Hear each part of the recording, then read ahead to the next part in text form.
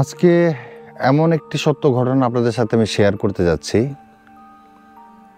যেটা কমপক্ষে আজ থেকে 13-14 বছর আগের হবে। তো ঘটনাটা ছিল আমাদের গ্রামের বাড়িতেই। তো তখন কারেন্ট ছিল না, মানুষ নর্মালি 7টা বাজে, 7:30, 8টার মধ্যে তারা সবাই ঘুমায় পড়তো। তো আমি ছোট থেকে গ্রাম খুব পছন্দ করতাম, তো আমি গ্রামে আসতাম, বেড়াইতাম। আমাদের যে মানে এরকম সময় গেছে যে আমি এক ঘরের মধ্যে ঘুমাইছি, কারেন্ট নাই। মানে এখন তো কারেন্ট আছে, তখন তো কারেন্টের কোনো অস্তিত্বই ছিল না। মানুষ কুপি ব্যবহার করতো, হারিকেন ব্যবহার করতো। তো ঠিক এরকমই একদিন আমি আসছি গ্রামে বেড়ানোর জন্য। তো রাতের বাজে ঠিক 8টা থেকে 8:30টার মতো। তো ওই সময় নোকিয়া মোবাইল ছিল, Nokia mobile, China mobile, button mobile যেগুলোকে বলে, আর যে মোবাইলের মাথার মধ্যে টর্চ লাইট থাকতো। তো আমাকে তখন আমি একটা সিম ইউজ করতাম, কিন্তু আশ্চর্যজনক ব্যাপার ছিল তখন আমার কাছে সেই মোবাইল ছিল, সেই মোবাইলের ডিসপ্লে ছিল না। মানে আন্তাজের উপরে আমি নাম্বার ডায়াল করতাম, কল করতাম, আর টর্চ লাইট জ্বালাইতে পারতাম, রিংটোন বাজাইতে পারতাম। তো আমার ফোন আসলো মোবাইলে, তো দেখলাম কে ফোন করলো, আমার চাচাতো ভাই ফোন করলো। ফোন করে আমাকে বলতেছে, তুই কি ঘুমাস? আমি বললাম যে না, আমি ঘুমাই না, শুয়ে আসছি, ঘুমাই নেই। পরে বলে, কাজ কর, তুই বাজারে দোকানে আয়, দোকানে আসলে আমরা সবাই মিলে এখানে বসছি, মুড়ি চানাচুর বানাচ্ছি, খাবো, খাওয়া দাওয়া কইরা তারপরে যাই তুই ঘুমাই থাকিস। আজকে আমরা দোকানেই থাকবো, তুই যদি মনে চায় আমাদের সাথে দোকানে থাকিস, নয়তো তুই বাসা চলে যাস। তখন আমি ভাবলাম যেহেতু ঘুম আসছে না একা একা, তাহলে যাই। তখন করলাম কি, বাসা থেকে বের হলাম। বের হয়ে আমি আমাদের বাড়ির সামনের যে রাস্তাটা খুবই ভয়ঙ্কর একটা রাস্তা। তো সেই রাস্তা ধরে হাঁটতে হাঁটতে আমি হাতের ওই লাইটটা জ্বালিয়ে হাঁটতে হাঁটতে যখন একটু সামনে গেলাম, যাওয়ার পরে ওইখানে অনেক মান্দার গাছ ছিল, বেত গাছ, মান্দার গাছ, তাল গাছ, তার মাঝে চিপা। মানুষ হাঁটতে হাঁটতে রাস্তা তৈরি হয় যেরকম, এরকম রাস্তা তৈরি হয়েছে, ওরকমই রাস্তাটা। তো ওই রাস্তা দিয়ে আমি হেঁটে যাচ্ছি। তো একটু হেঁটে সামনে যাওয়ার পরেই ওইখানে একটা পুকুর ছিল, অনেক আগে, সেই মান্দার গাছের ওইখানে ছোট একটা পুকুর ছিল। তো আমি দেখলাম কি, আমার বাবার ফুপু, তার নাম ছিল রুজি বুয়া, আমরা তাকে রুজি বুয়া বলে ডাকতাম। তো রুজি বুয়া তখন ওই যে 8, 8:30, 8:45 বাজে এরকম সামথিং, বা 5-10 মিনিট এদিক সেদিক। তো আমি দেখলাম কি, মানে হালকা ওই লাইটের আলোর মধ্যে দেখলাম যে ওনাকে আমি দেখলাম যে উনি সেই পুকুরের মধ্যে বসে বসে হাঁড়ি পাতিল মাজতেছে।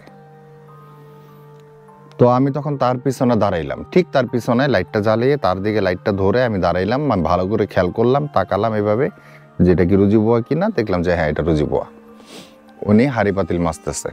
তা আমি ওনারা ডাক দিলাম, বললাম, দাদি আপনি রাত করে কেন হাঁড়ি পাতিল মাজতেছেন? রনির মা কই? মানে আমার চাচির কথা বলছি, রনির মা কই? এগুলা তো উনি করবে, আপনি বয়স্ক মানুষ, আপনি কেন হাঁড়ি পাতিল মাজতেছেন রাত করে? তাও এই অন্ধকারের মধ্যে, কোনো আলো নাই, কোনো কুপি নাই, হারিকেন নাই, কোনো কিছু নাই। তখন উনি আমার দিকে ঠিক এইভাবে একবার ঘুরে এইভাবে তাকায়া উনিও আবার ওনার কাজ করতে থাকলো। তো তখন আমি বিষয়টা খুব একটা আমলে নেই।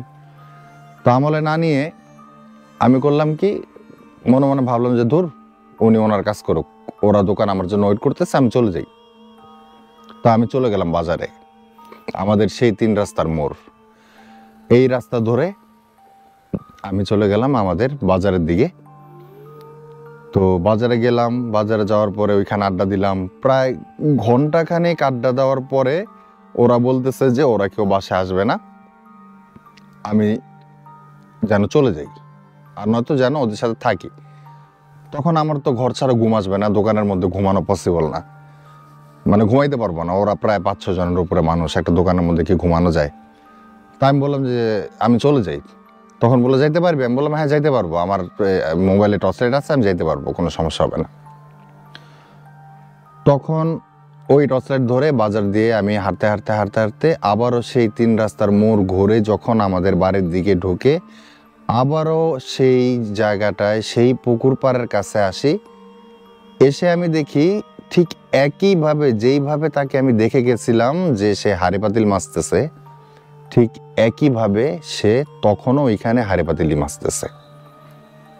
আর সবচেয়ে আশ্চর্যজনক বিষয় হলো মাত্র একটা পাতিলই তার কাছে ছিল, একটা পাতিল, একটা মানুষ, 1 ঘন্টা প্লাস সময় হয়ে গেছে, সেটারই সে ধুইতেছে। নর্মালি বলবো না যে সে সাদা কাপড় পরা ছিল, সে ওরকম ছিল এরকম ছিল না, আমি আমার সেই দাদিকেই দেখছি, সে বেশিরভাগ সময় সবুজ টাইপের শাড়ি পরতো, মানে কাপড় পরতো, ওই কাপড়ই পরা, সে ওইভাবেই হাঁড়ি পাতিল মাজতেছে। তখন না আমার একটু খটকা লাগলো। তখন পর্যন্ত আমি তাকে অস্বাভাবিক কোনো কিছু ভাবিনি বা অস্বাভাবিক কোনো কিছু আমার মাথায় আসেও নাই। তো তখন আমি ওইখানে মানে শক্ত হয়ে দাঁড়াই গেলাম, মানে পুরোপুরি ভালো মতো দাঁড়াই গেলাম তার পিছনেই, ঠিক তার 1 হাত পিছনে আমি দাঁড়াই গেলাম। দাঁড়ায় আমি তাকে ডাকা শুরু করলাম, যাই দাদি, এই দাদি, এই আপনি হাঁড়ি পাতিল মাজেন, একটা হাঁড়ি পাতিল কি আপনার কি? আমি ভাবছি যে মানুষ বয়স বেশি হয়ে গেছে, হয়তো বা উনি মাথা ঠিক নাই, এরকম উল্টাপাল্টা কোনো কাজ করতেছে, কিন্তু উনি আসলে পাগলও ছিল না, কোনো কিছুই না, উনি একদম সুস্থ সবল একটা মানুষ ছিল, কিন্তু খুব বয়স্ক ছিল, গুজা হয়ে হাঁটতো, একটা হাতে লাঠি ছাড়া উনি হাঁটতে পারতো না, গুজা হয়ে হাঁটতো, ছোট্ট ছিল, ওনার সাইজটা সর্বোচ্চ 4 ফিট থেকে 4 ফিট প্লাস হবে, 4.5 ফিটও হবে না। আর শরীরের চামড়াগুলা, গালের চামড়াগুলা, হাত পায়ের চামড়াগুলো একদম ঘুষানো ছিল, মানে আমি ওনার অরিজিনাল বর্ণনাটা দিলাম। তো দেখলাম যে উনি হাঁড়ি পাতিলি মাজে। আমি ওনারে পিছনে দাঁড়ায়া প্রায় 2 থেকে 3 মিনিট ওনাকে আমি ডাকতেছি, উনি কোনো শব্দ করে না। তখন না মানে ভিতরে একটা ভয় কাজ করলো আমার, চারদিক থেকে না বিভিন্ন ধরনের শব্দ আসা শুরু করলো, বেত গাছ, তাল গাছ, ঘন জঙ্গল। এখন তো একটু ওই সাইডটা দিয়ে একটু কম, মানুষ হাঁটাচল এখন বেশি হয়, এখন একটু কমে গেছে। এর মধ্যে পুকুর, তার মধ্যে কারেন্টের কোনো অস্তিত্ব নাই, সব মানুষ ঘুমন্ত অবস্থায়, উনি হাঁড়ি পাতিলি কেন মাজে? তখন আমার ভিতরে শুধু এই প্রশ্নগুলো কাজ করতেছে, আর শরীরের মানে পশমগুলা দাঁড়ায় যাচ্ছে, ফুলে যাচ্ছে, মানে মনে হচ্ছে যেন আমার শরীর ফুলে যাচ্ছে, আমি এখন শূন্যে ভেসে উঠবো, এরকম একটা ভয় অটোমেটিকলি আমার ভেতরে কাজ করা শুরু করলো। তারপরে আমি তার ডাকি, সে খালি আমার দিকে এইভাবে ঘুরে তাকায়, মানে লাইট ধরা অবস্থায় এইভাবে ঘুরে তাকায়, আবার সে হাঁড়ি পাতিল মাজে, আবার এইভাবে ঘুরে তাকায়, আবার ডাক দিলে তাকায়, আবার সে হাঁড়ি পাতিল মাজে।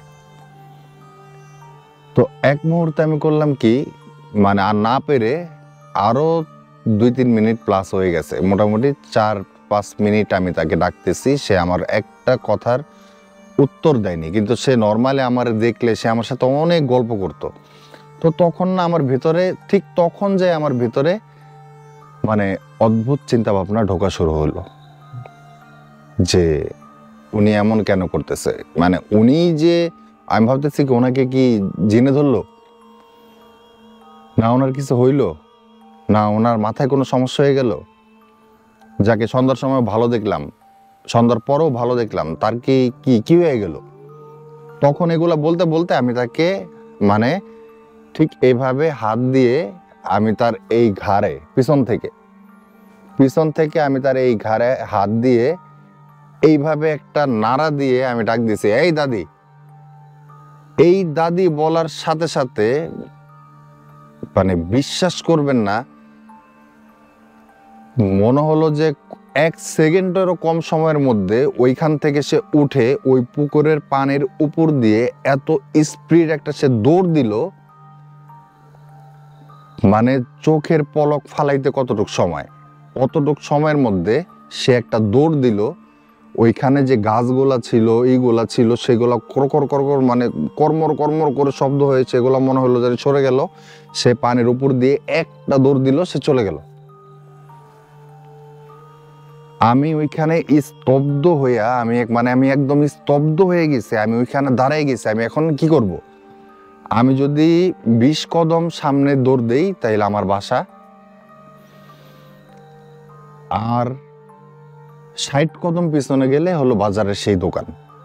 এখন আমি ওইখানে দাঁড়ায় দাঁড়ায় খালি ভাবতেছি যে আমি কি এখন বাসায় যাব? বাসায় গেলে তো আমি একা, আমার রুমে আমার একা ঘুমাইতে হবে, না আমি এখন দোকানের দিকে দৌড় দিব। এই ভাবতে ভাবতে আমি ওইখানে 2 মিনিট দাঁড়াই রইছি। মানে আমার পা চলতেছে না, আমি কোন দিকে যাব, এটা আমি কি দেখলাম। মানে জীবনের ফার্স্ট কোনো কিছু এক্সপিরিয়েন্স করা সরাসরি, আবার অশরীরী কোনো জিনের গায়ে হাত দেওয়া, সে মানুষের বেশে বসেছিল। আবার আমি বুঝবো কিভাবে, আমি যখন আমার স্পষ্ট খেয়াল আছে, আমি যখন তার দিকে মোবাইলের টর্চটা ধরে রেখেছিলাম তখন তার ছায়াও পড়তেছিল,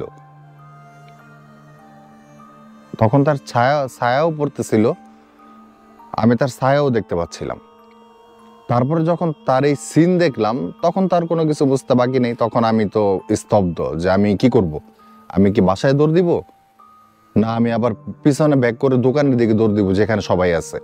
এটা ভাবতে ভাবতে কি করলাম, চোখ বন্ধ করে একটা দৌড় দিলাম বাসার দিকে।